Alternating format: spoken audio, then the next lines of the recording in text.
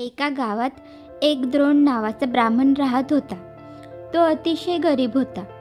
पूजापाठ करून जे द्रव्य मिळेल त्यावरच तो आपला उदरनिर्वाह करीत असे. एके दिवशी एका यजमानाने त्या गरीब ब्राह्मणाला 2 चांगल्या दुभत्या गायी दान दिल्या. दानात मिळालेल्या त्या दोन्ही गायी त्यानं घरी आणल्या आणि त्या दिवसापासून त्या ब्राह्मणाचं दैन्य पळालं.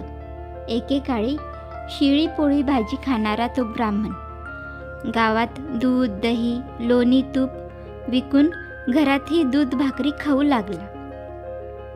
द्रोण ब्राह्मणाच्या त्या 2ही सुंदर गायींवर एका चोराची नजर होती. सुयोग्य संधी बघायची आणि ब्राह्मणाच्या या 2ही गायी पळवायच्या असा त्या चोराचा डाव होता.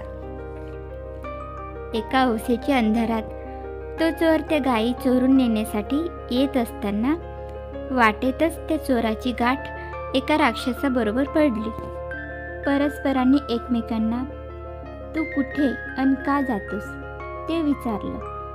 चोर म्हणाला, मी द्रोण ब्राह्मणाच्या गायी चोरायला चाललो आहे. पण तू कुठे चालला आहेस? अरे, मी तर प्रत्यक्ष त्या ब्राह्मणालाच मारायला, त्याचे भक्षण करायला चाललो आहे. या ब्राह्मणानं मंत्र तंत्र करून मला दूर घालवायचं, माझं अन्न पाणी तोडलंय, पण आज मी त्यालाच खाणार आहे. झालं. दोघांचंही लक्ष एक निघालं. दोघांनी मैत्रीचा हात पुढे केला.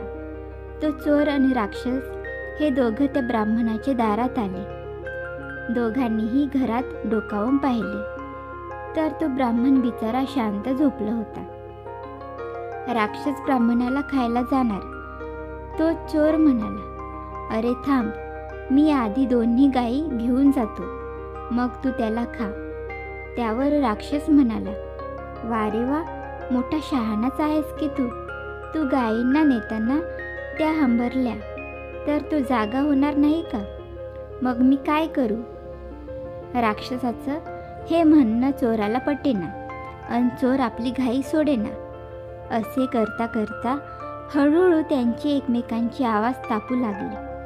परस्परांतला संवाद संपू लागला आणि वादविवाद भांडणं चालू लागली. त्यात त्या दोघांनी आपल्या मोठ्या आवाजाचं भान राहिलं नाही. ते आवाज ऐकून गायी हंबरल्या, मोत्यानं भुकायला सुरुवात केली. ब्राह्मणही झोपेतून जागा झाला. त्याने राक्षसन चोराला पकडून आरडाओरडा केला. त्या आवाजानं शेजारी मंडळी काठ्या, मशाली इत्यादी घेऊन धावत आले. त्यांना पाहून राक्षस आगलील आणि चोर लोकांना पाहून धूम पळून गेला. तात्पर्य, फुकट शब्दाने शब्द वाढवून वादविवाद करू नये. भांडणाने फायदा तर होणे दूरच, पण अनेकदा नुकसानच होते. तुम्हाला ही कथा आवडली तर लाईक करा आणि अशीच कथा ऐकण्यासाठी चॅनलला सबस्क्राईब करा. धन्यवाद.